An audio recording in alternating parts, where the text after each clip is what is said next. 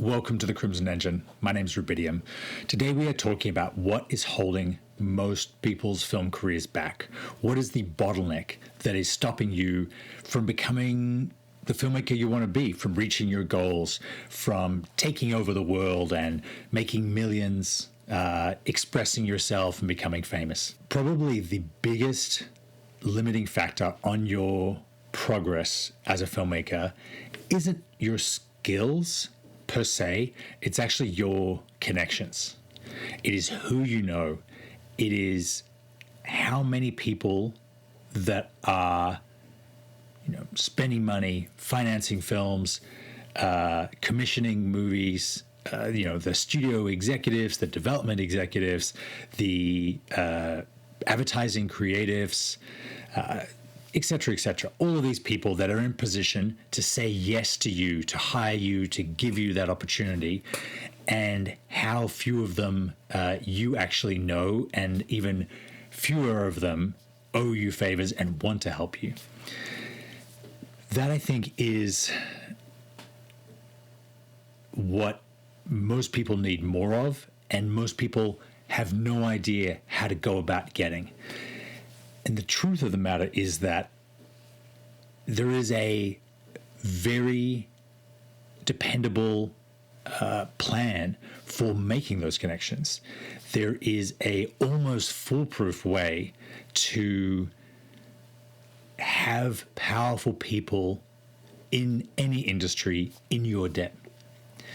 And yet the vast majority of people, when they hear it, decide not to pursue it.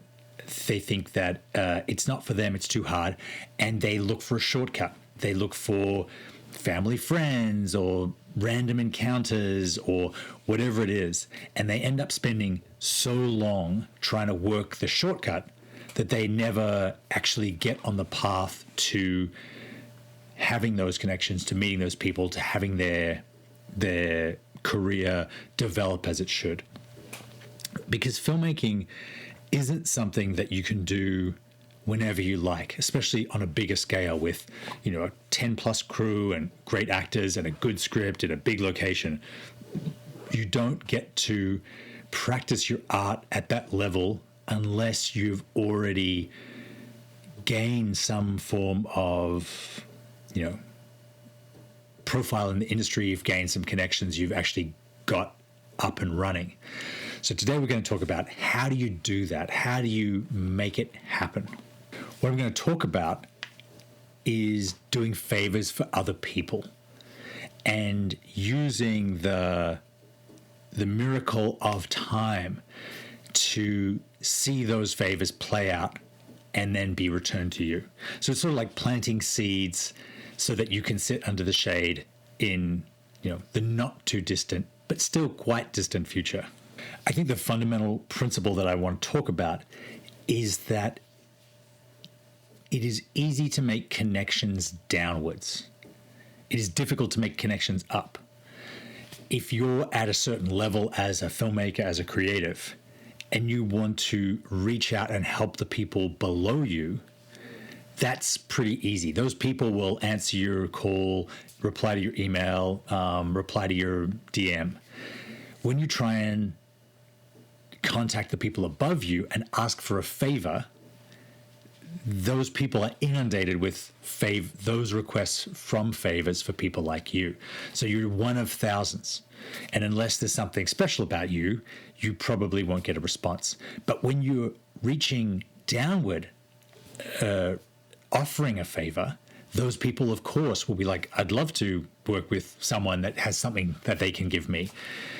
So that is sort of the miracle of connections. It's so much easier. In fact, it's beyond easy to help those, to offer a favor to those people below you. Offering a favor to the people above you is hard, but those people don't need your favors. They are getting favors from the people above them or on their level. So that's the principle that we're going to talk about today, how it is easy to do a favor than ask for a favor, and it's easy to do it for someone who has less than you than someone that has more than you. You might think, if you're starting out right at the bottom of an industry, how does anyone have less than you?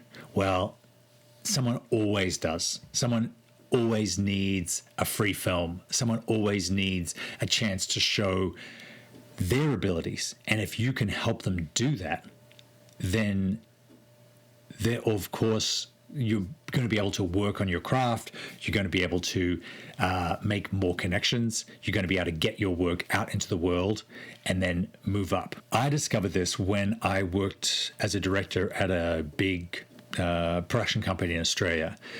I was the junior director there, or one of, and there were other directors there that were doing Super Bowl commercials. They were doing, multi-million-dollar TV commercials, and I was so curious how they had gotten to that position.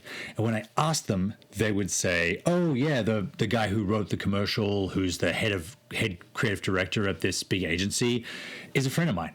And I'd be like, "Okay, how did you become friends?" It's like, "Oh, we've known each other for ages." And I was like, "Okay, that doesn't really help me. How do I do that?" When I then asked the producers of those same directors, I got more information. And what I learned was when that big director was an assistant, either just a lowly production assistant, like, getting coffee and getting people lunch orders, they connected with the equivalent at the advertising agency. So the guy who had just come out of the mailroom, or the guy that was there on work experience even.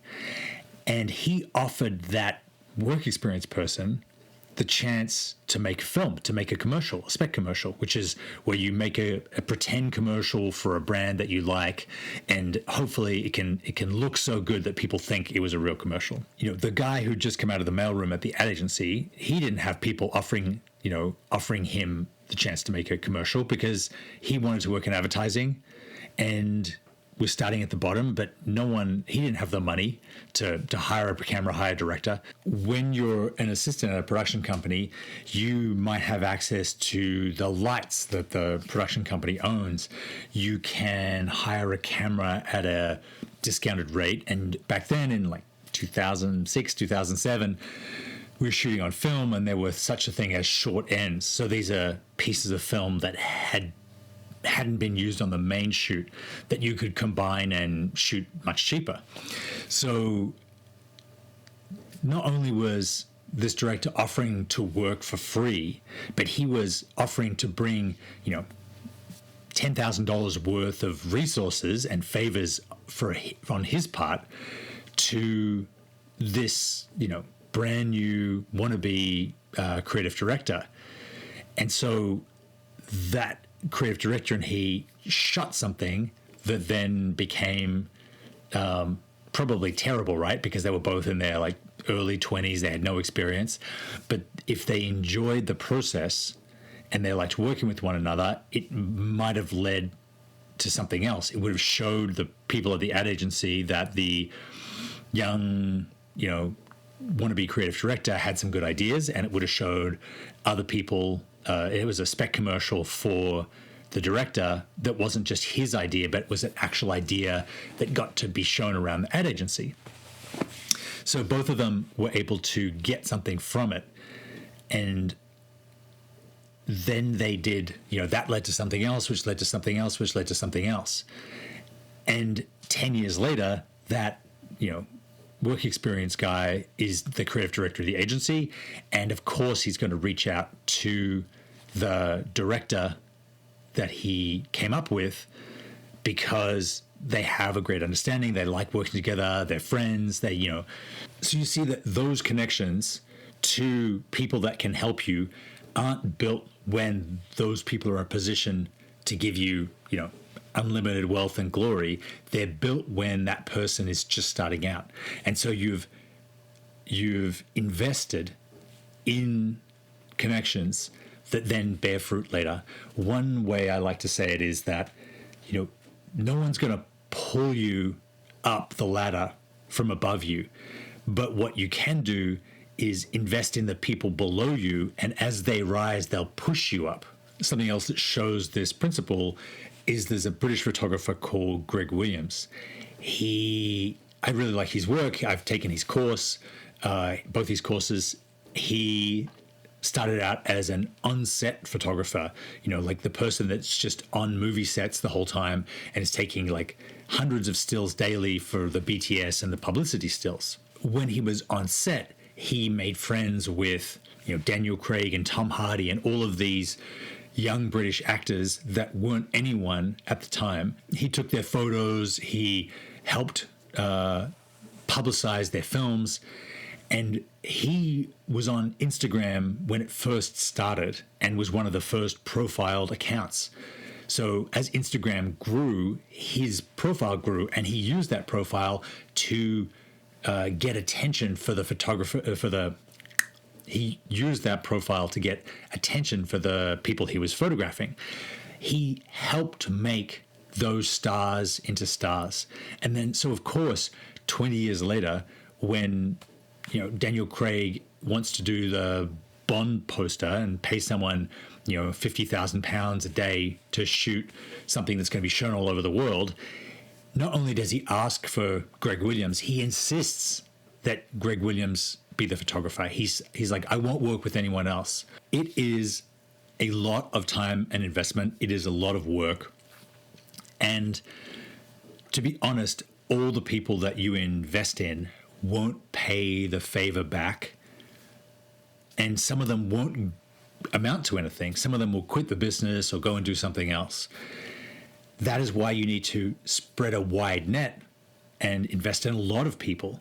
But even the people that don't pay back your favor and don't go on, they also are part of a system, and other people will hear about what you've done. Other people will understand that you're someone that helps people that can't do anything for them right then. And you may not even need to invest in someone with the idea of like, well, now you'll pay me back later.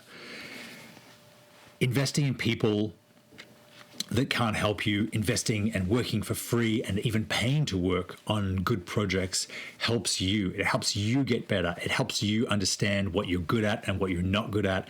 It gives you the experience that you need to solve problems and become the filmmaker that you want to become. I mean, people look at this channel now with almost 100,000 followers and say, oh, well, how'd you get there? What was the trick? What was the shortcut?